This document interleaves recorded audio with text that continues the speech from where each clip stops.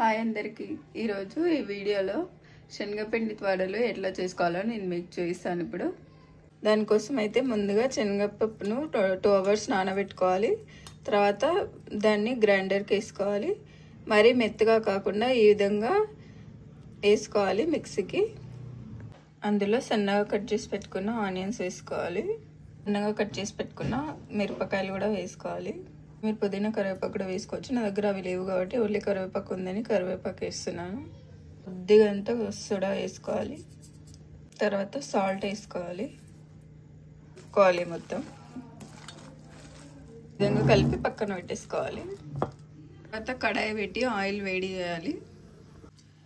Oil వేడైన తర్వాత ఇలా పిండిని తీసుకొని కొంచెం కొంచెంగా తీసుకొని ఇలా స్ప్రెడ్ చేసుకుంటా, అంత పల్చగా కాకుండా అంత లావుగా కాకుండా మీడియం సైజులో ఇట్లా మెత్తగా ఒత్తుకోవాలి.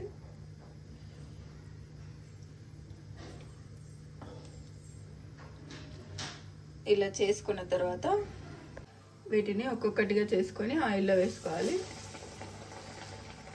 వేసుకున్న తర్వాత మీడియం ఫ్లేమ్లో పెట్టి కాల్చుకోవాలి, లేదంటే లోపల కాలవు పిండి పిండి అట్లనే ఉంటాయి. చూడండి, ఇట్లా ఈ కలర్ వచ్చేంత వరకు అన్నీ కాల్చుకోవాలి.